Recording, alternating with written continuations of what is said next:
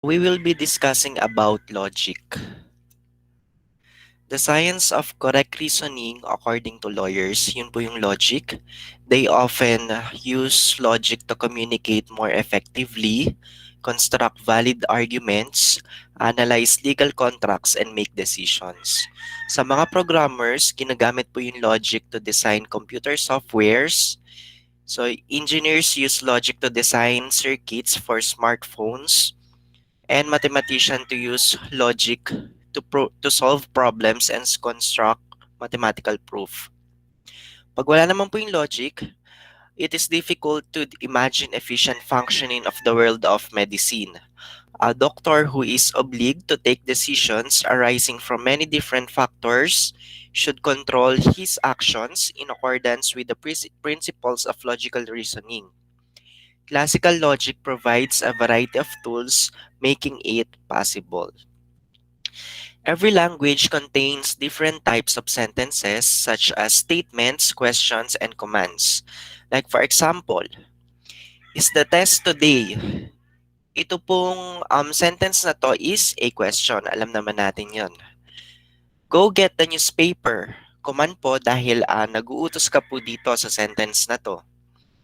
This is a nice car is an example of opinion.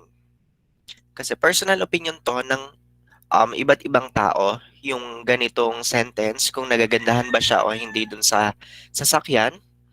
And then number 4, Denver is a capital of Colorado. Statement of fact po ito. Ano yung statement? Statement is a declarative sentence that is either true or false but not both true or false. Example, Yosemite National Park is located in California. Hindi mo man po alam na kung yung Yosemite National Park ay nakalagay sa California, pero alam mo na ito ay pwedeng true or false. Pero hindi siya pwedeng maging parehas na tama at mali. So siya po ay example ng statement. So iba pang example. Determine whether each sentence is a statement or not. Number 1. Florida is a state in the United States. True po ito kasi po Florida is one of the 50 states in the US. So siya po ay statement. Number 2. How are you? Ito pong number 2, hindi po siya declarative sentence at siya po ay question. So therefore, hindi po siya statement. Number 3, 9 raised to 9 plus 2 is a prime number. Hindi mo man po alam na yung sagot sa 9 raised to 9 plus 2 ay prime number, pero alam mo po na yung sagot po doon ay whole number na mas mataas sa 1. So, pwedeng po siyang prime number o hindi. Pero hindi siya pwedeng maging both na prime number or composite number. So, therefore, siya po ay statement, yung number 3. Number 4, x plus 1 equals 5. Ito po ay statement kasi madali naman pong natin malalaman kung tama po na 5 yung sagot kapag ka po meron tayong sinubstitute dito sa x which is 4. So therefore, siya po ay statement. Again, ang statement po ay declarative statement na pwedeng tama o mali pero hindi siya pwedeng parehas na tama o mali. Simple statements. It convey a single idea, while compound statements convey two or more ideas. Connecting simple statements with words and phrases such as and, or, if then, if and only if, creates a compound statements. So yung pong simple statements, pag pinagdikit mo po ng words na and, or, if then, if and only if, pwede po siya maging compound statements. Example, I will attend the meeting or I will go to school is a compound statement. Siya po ay pinagdikit ng or, yun pong dalawang simple statements na I will attend the meeting at saka po yung I will go to school. So si George Bull po, ginamit niya po yung symbols na P, Q, R, and S to represent simple statements and symbols. And the symbols,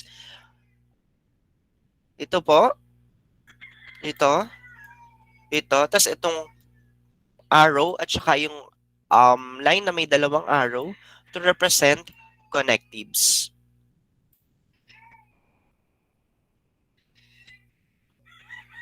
So meron po ako ditong table ng logic connectives and symbols.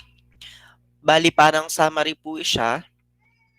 So meron po tayo ditong types of statement. Negation, nire-represent po siya ng connective na not. Pwede pong ganito. Ang tawag po dito ay not P. Then meron tayong conjunction. Pinagdidikit po siya ng and na word. So pwede natin itong basahin ng P and Q. And then yung disjunction, may connective po siya na or. Pwede nating basahin na P or Q. And then meron tayong type ng statement na conditional. Ang connective niya po ay if then. Pwede nating basahin ng if P, then Q. And then last is biconditional. Ang connective niya po ay if and only if. Binabasa siya na P, if and only if Q. Okay, kasi nga si George Bull, nirepresent niya po yung mga simple statements as P and Q. Or pwede ka rin naman po mag-represent ng ibang alphabet dun sa iyong mga simple statements. Depende po sa pagkakagamit. Truth value and truth tables. The truth value of a simple statement is either true or false. The truth value of a compound statement depends on the truth values of its simple statement and its connective. A truth table is a table that shows the truth value of a compound statement for all possible truth values of its simple statements.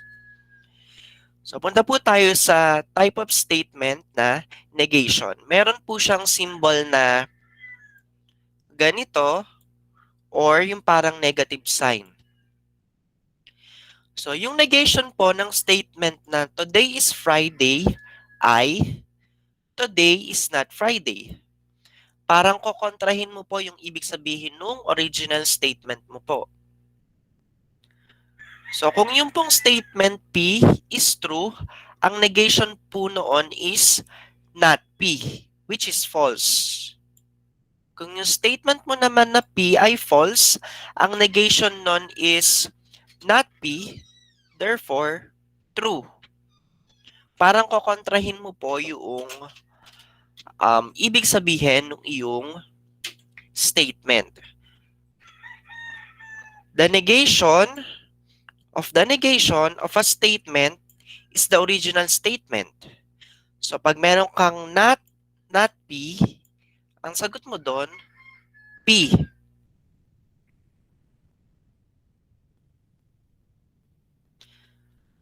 So, meron po akong babanggitin na true at saka false.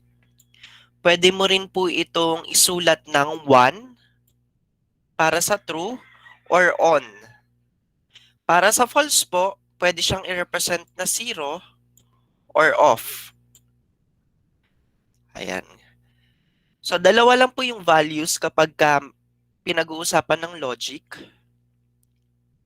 So, kung mapapansin nyo po sa switch, di ba meron tayong on-off? Dalawa lang naman yon. Kung minsan, pwede siyang i-represent ng 1 at saka 0. Kaya yung mga switch natin, di ba minsan may symbol na 0, at saka 1. Diyan po nakuha yung symbol ng switch. At saka po sa medicine, napapansin ko po sa mga reseta, may ginagamit po yung mga doktor na halimbawa po, meron ako nakita doon na 1, 0, 1. Ibig sabihin pala niyan, ite-take mo yung gamot sa umaga, hindi mo ite-take yung gamot sa tanghali, at ite-take mo yung gamot sa gabi. May ganyan ako nakita sa reseta. Or 1, 1, 1. Ite-take mo yung gamot 3 times a day, umaga, tanghali, gabi. Truth table for negation.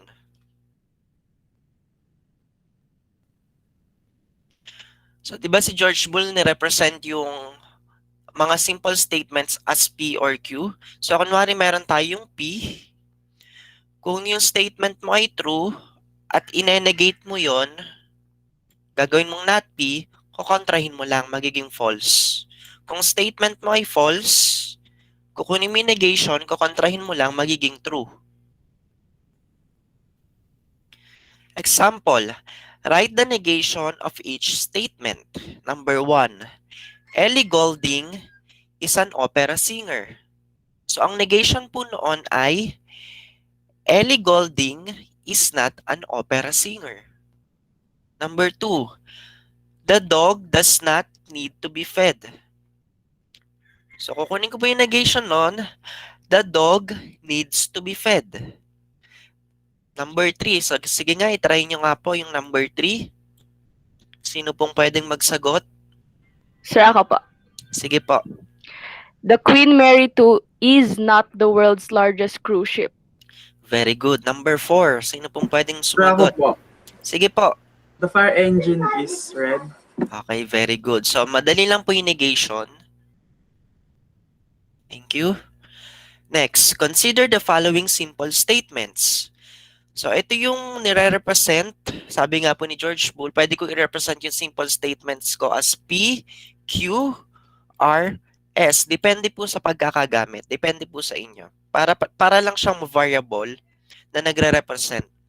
So, statement, simple statement P, today is Friday.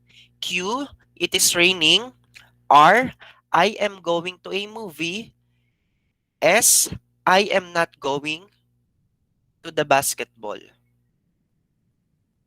Write the following compound statements in symbolic form. Number 1, today is Friday and it is raining. Okay, kung mapapansin nyo, itong today is Friday, ito yung letter P. O, dun po sa logic connectives natin, ano nga po yung end? So, di ba yung end, ito siya?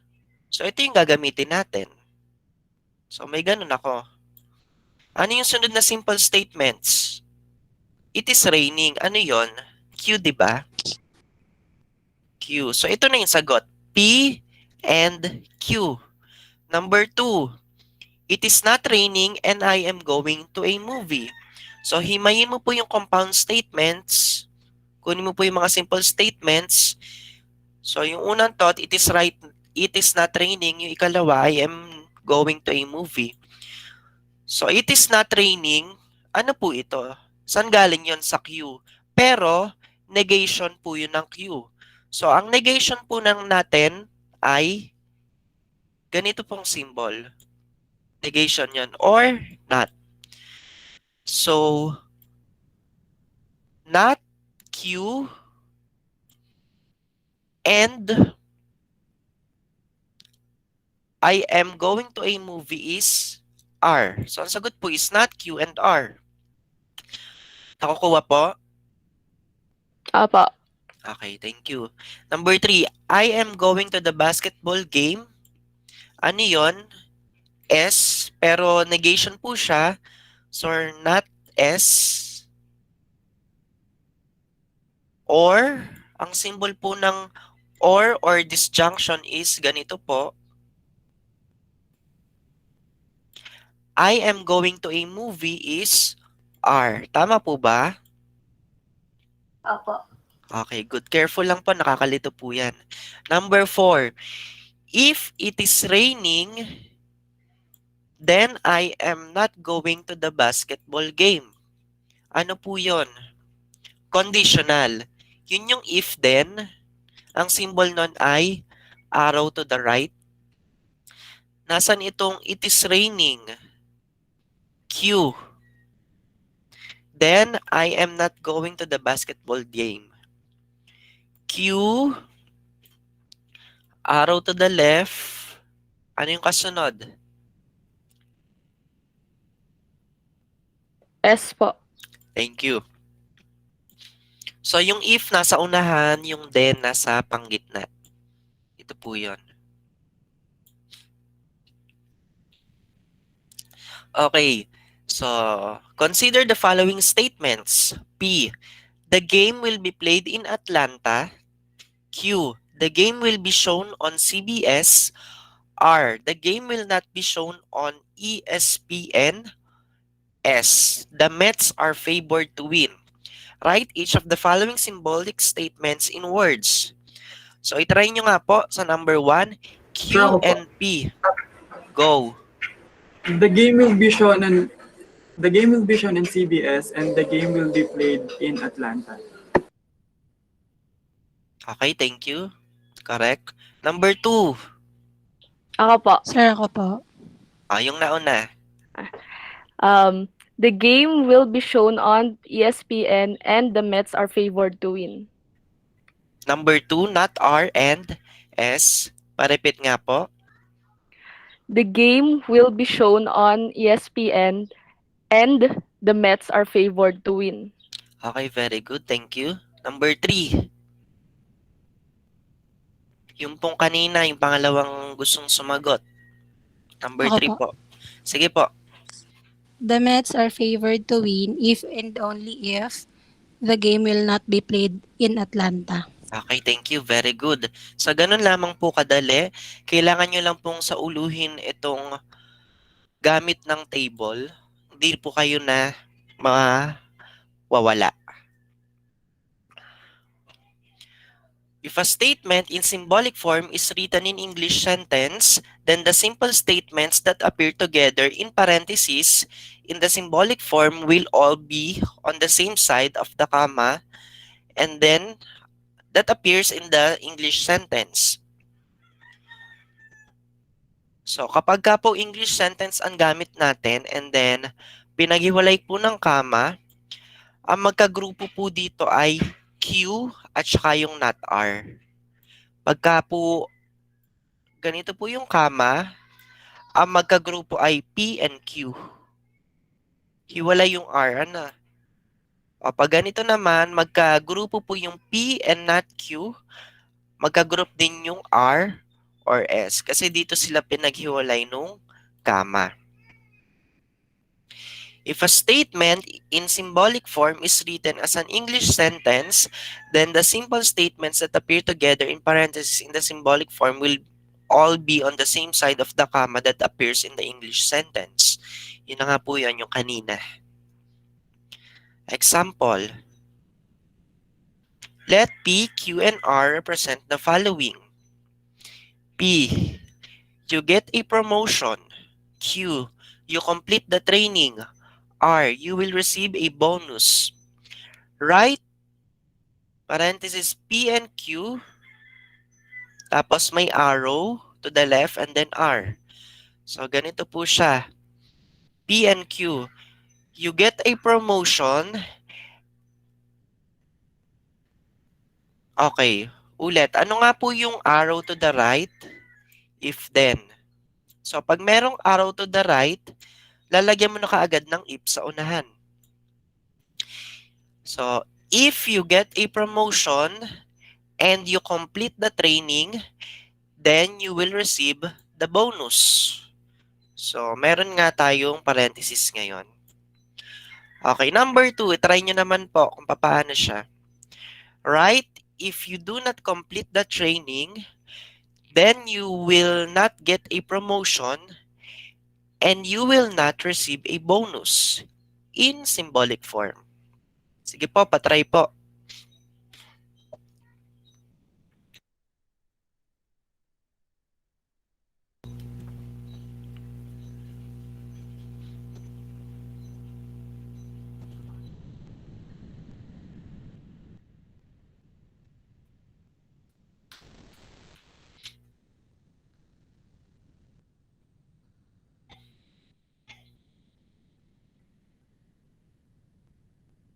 Anyone po na gustong sumagot?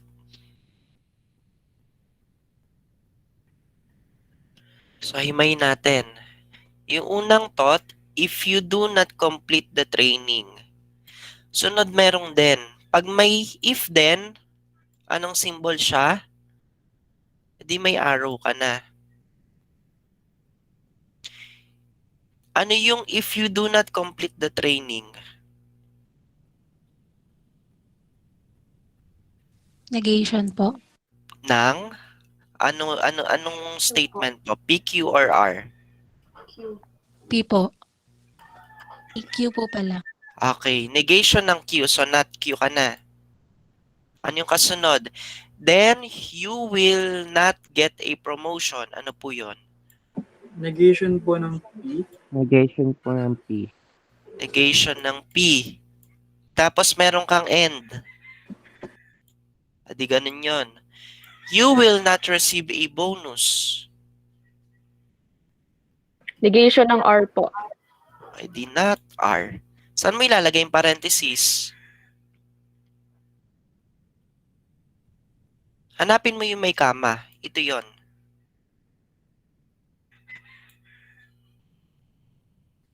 So, pag may kama, ano nga po yung magkasama? Hanapin mo po yung merong more, yung compound statement na dalawang simple statement na magkasama sa after or before the comma. Yun pong not P and not R. Okay, so ito yung may parenthesis. So, yan na yung magiging ano mo, symbolic form. Not Q, tapos may arrow to the left, parenthesis not P, and not R. The use of parentheses in a symbolic statement may affect the meaning of the statement. For instance, not, tapos may parenthesis P, and then disjunction Q indicates the negation of the compound statement P disjunction Q. However, not P disjunction Q indicates that only P statement is negated. So yung not P or Q, magkaiba po yung not, tas may parenthesis P or Q. So ito po, parang magiging ganito. Not P or not Q. Para ka lang pong nagmultiply ng negative number dun sa algebra. The statement is read as, it is not true that P or Q. So ito pala daw po ay, it is not true that P or Q. The statement is read as not P or Q. If you order cake and ice cream in a restaurant, the waiter would bring both cake and ice cream. Kasi nga, and. In general, the conjunction P and Q is true if both P and Q are true. And the conjunction is false if either P or Q is false. The truth table shows the four possible cases that arise when we form a conjunction of two statements. Truth table for conjunction.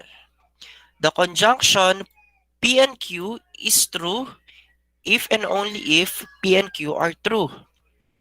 So, meron akong simple statement na P, meron din akong simple statement na Q. Kapag ka po sila ay pinagsama ng conjunction, Ano kaya magiging sagot?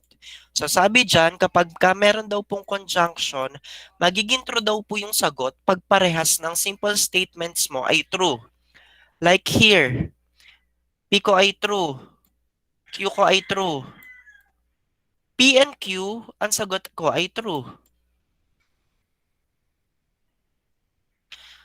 So, true and false, false. Kasi dapat, parehas pong true yung P and Q, parang siya ay maging true.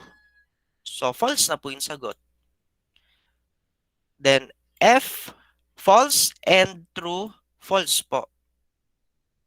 False and false, false po ang sagot.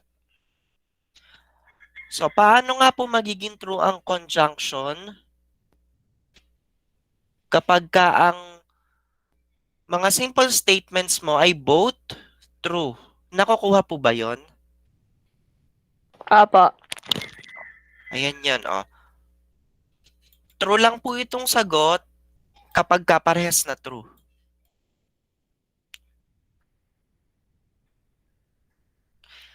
Sometimes the word but is used in place of the connective end. For instance, I ride my bicycle to school, but I ride the bus to work is equivalent to the conjunction I ride my bike to school and I ride the bus to work. So minsan daw po, imbis na and, but po yung ginagamit. Any disjunction P or Q is true if P is true or Q is true, or both P and Q are true. The truth table shows the disjunction P or Q if is false if both P and Q are false. However, it is true in all other cases. The disjunction P or Q is true if and only if P is true, Q is true, or both P and Q are true. True or true is true. True or false is true. False or true is true. And false or false is false. Kung mapapansin nyo, basta po merong isang true, true na yung sagot. So dito merong isa tayong true. True na yung sagot ko. May isa akong true. True yung sagot ko. Walang true po dito. So false po siya. Nakukuha po? Yun po ay kapag ka disjunction. Nakuha po yon? Opo. O again, kapag conjunction yung end, magiging true lang po yung sagot pag parehas pong true yung P at Q mo. Pag disjunction, basta po merong isang true sa P or Q, true na yung sagot.